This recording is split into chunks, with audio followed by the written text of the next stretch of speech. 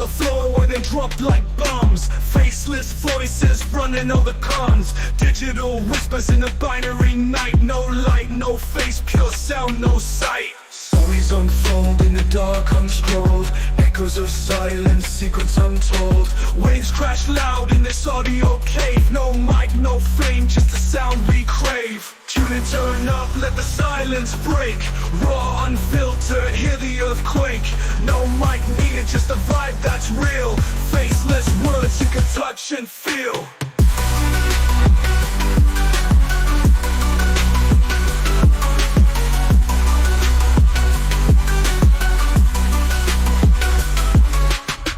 In shadows, voices untamed. No need for spotlight, no claim to fame. Just a beat of life in a stream of thought. Every word a punchline, no need to be taught. Just listen close, no visuals needed. Raw conversation, unprocessed, unseated. Feel the pulse in every sentence said. No distractions, just thoughts in your head. Whispers of the streets, rumbling through. Faceless yet vivid, a world in view. No mic, just souls, connecting in flow. Pure and raw, let the rhythm go.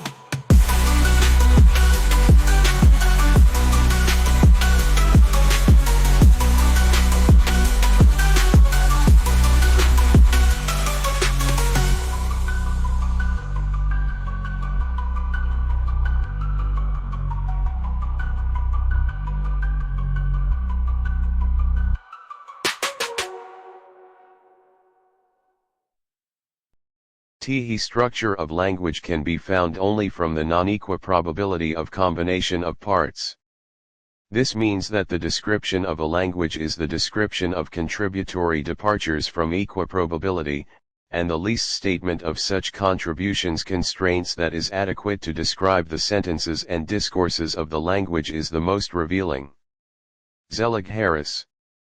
Zellig Sabeti Harris 1909–1992 was a pivotal figure in American linguistics, renowned for his contributions to structural linguistics, discourse analysis, and the development of transformational grammar. His early life began in Balta, part of the Russian Empire, before his family's significant move to Philadelphia in 1913 when he was just 4 years old. This relocation undoubtedly introduced him to a new cultural and linguistic environment at a very impressionable age. A key aspect of his early development was the strong influence of Jewish intellectual traditions and socialist ideas, which shaped his worldview and likely fostered a critical approach to societal structures, including language. This intellectual grounding was further deepened by a period spent in Palestine at the age of 13. During this time, he actively engaged in work and with socialist organizations. This experience was crucial, as it exposed him directly to the complex interplay between language, culture, and power.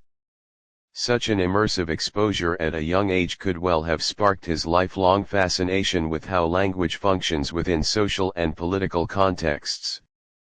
Academically, his early studies at the University of Pennsylvania, culminating in his PhD in 1934, were initially focused on Oriental studies with a specialization in Semitic languages, as evidenced by his dissertation on Phoenician grammar. This rigorous training in ancient languages and their structures provided a strong foundation for his later, broader linguistic inquiries.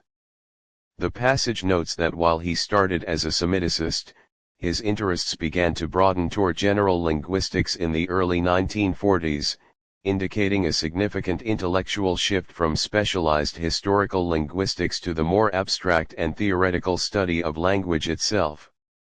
This transition in his early career set the stage for his groundbreaking contributions to structural linguistics. 1936 A Grammar of the Phoenician Language. PhD dissertation. American Oriental Series, 8. 1939 Development of the Canaanite Dialects, An Investigation in Linguistic History. American Oriental Series, 16. 1946 From Morpheme to Utterance. Language 22:3.161, 183. The statement in 1946, he established what is often considered the first modern linguistics department in the United States at the University of Pennsylvania, which quickly became a hub for structural linguistics research, signifies a major milestone not only for Harris personally but for the discipline of linguistics in the U.S. Before this time, linguistics was often subsumed under other departments, such as anthropology, philosophy, or literature. Harris's initiative in creating a dedicated department at a prestigious institution like the University of Pennsylvania provided a focused academic home for the burgeoning field. The term modern suggests that this department was distinct from earlier, more philologically oriented language studies, emphasizing scientific and structural approaches to language. The immediate success, with it quickly becoming a hub for structural linguistics research, indicates that Harris created an environment conducive to innovative work in the field. This hub status would have attracted talented students and researchers, solidifying its reputation and influence in the development of American linguistics.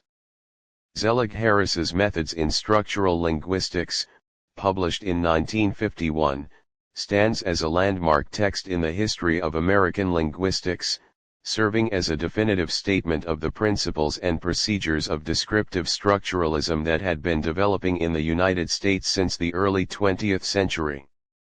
While it wasn't the first work to deal with structural linguistics, it was arguably the most systematic and rigorous codification of its methodology, making it an essential reference for a generation of linguists. The book's central aim was to lay out a comprehensive and explicit set of methods for analyzing any language strictly based on the distributional properties of its linguistic units. Harris believed that language could be scientifically studied by observing how elements like sounds, phonemes, and meaningful units, morphemes, occur in relation to one another.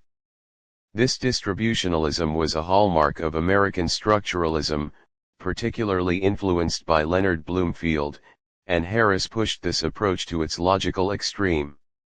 He argued that one could define and identify linguistic units solely by their environments and co-occurrence patterns, largely without recourse to meaning in the initial stages of analysis. While this often led to misinterpretations that Harris sought to completely exclude meaning from linguistics, his actual aim was to ensure that linguistic analysis was grounded in observable, formal patterns, rather than relying on potentially subjective semantic intuitions. For Harris, the form and the information conveyed by an utterance were two sides of the same coin, with grammar embodying both.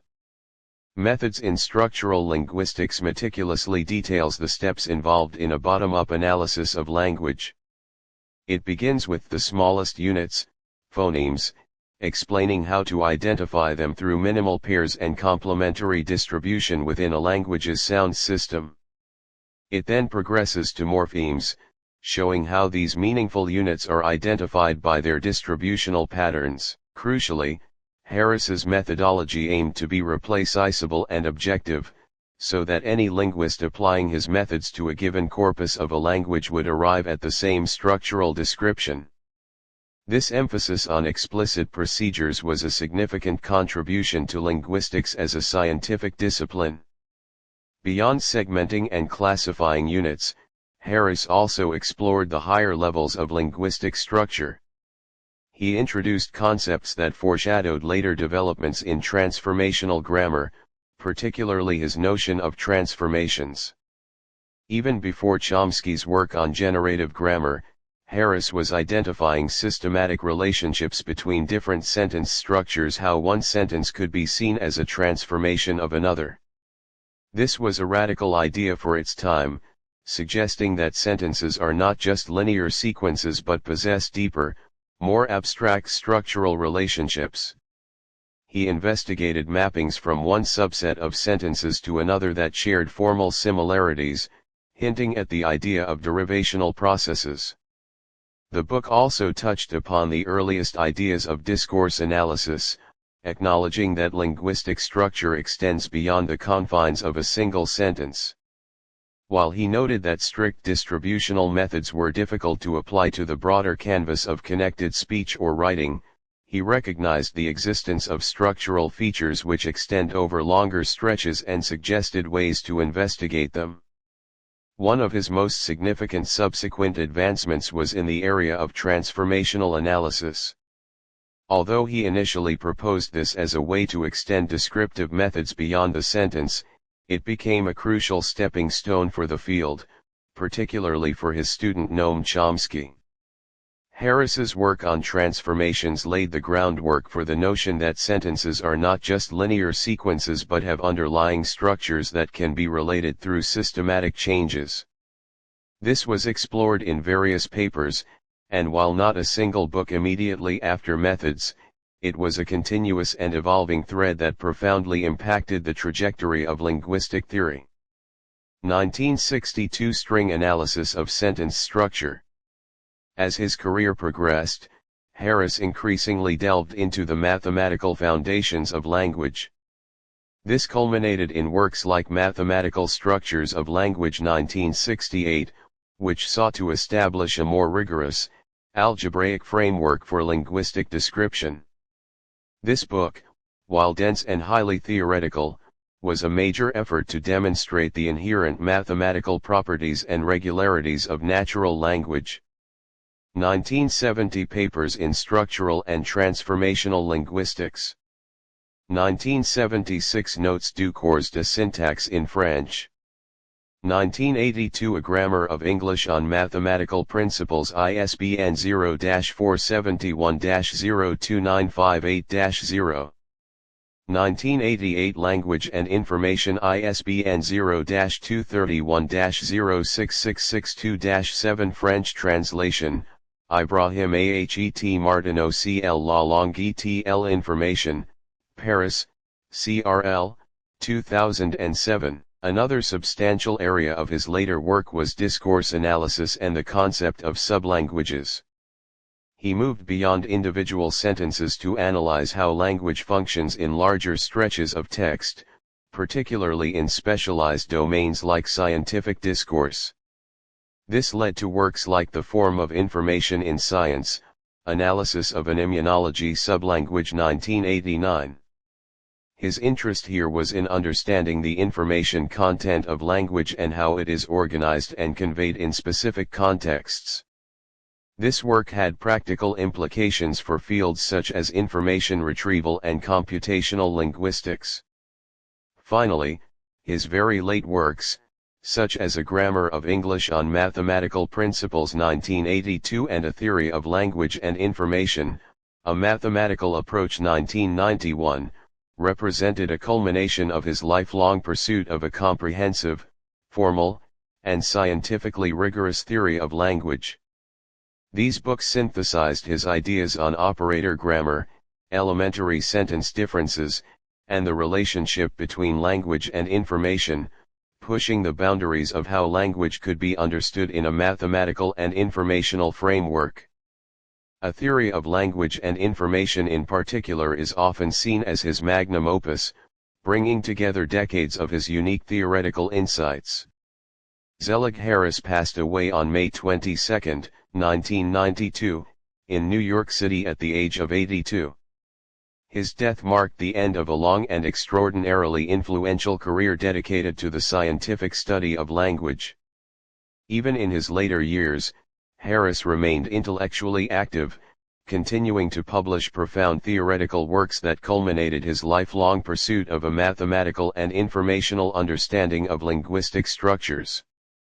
1997 The Transformation of Capitalist Society ISBN 0-8476-8412-1.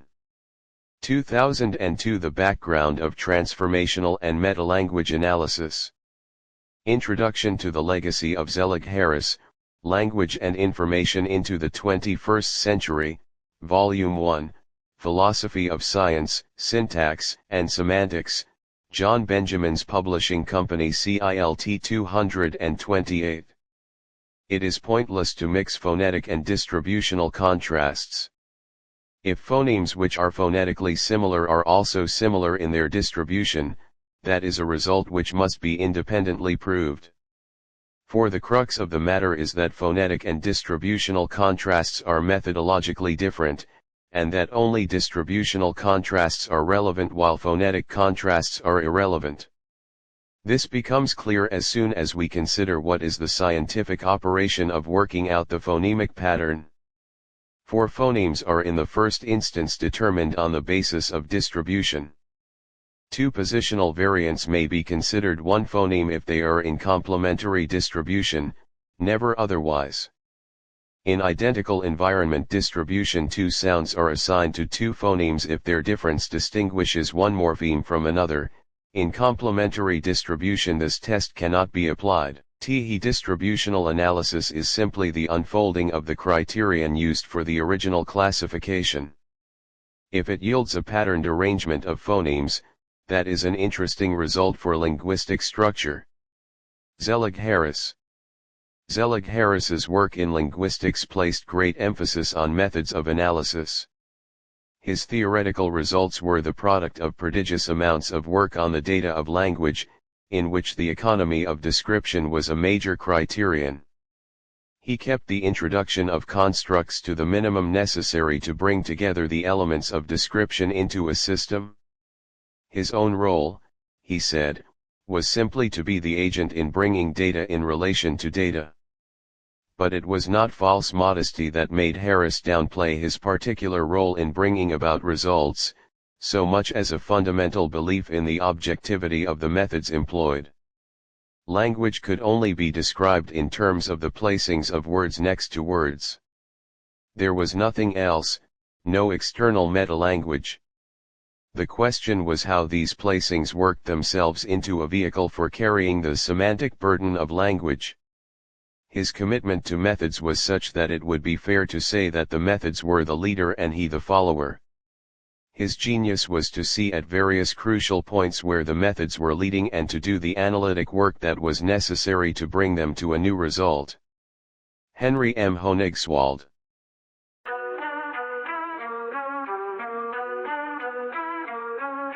Mics on the floor where they drop like bombs. Faceless voices running all the cons. Digital whispers in a binary night. No light, no face, pure sound, no sight. Stories unfold in the dark unscrolled. Echoes of silence, secrets untold. Waves crash loud in this audio cave. No mic, no frame, just the sound we crave. Tune in, turn up, let the silence break. Raw, unfiltered, hear the earthquake. No mic needed, just the vibe that's real. Faceless words you can touch and feel.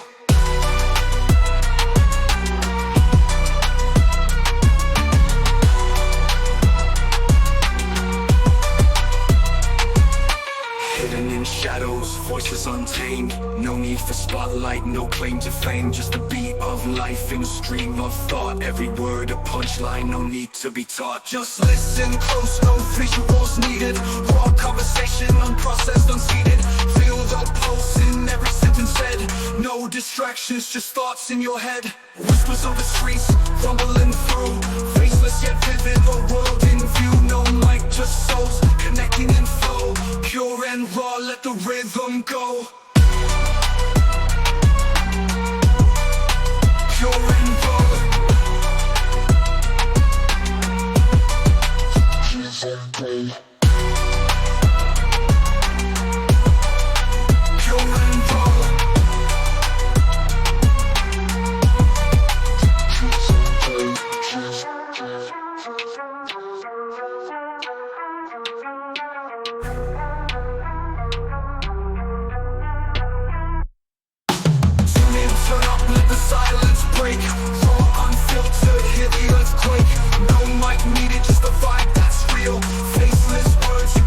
And feel. Tune in, turn up, let the silence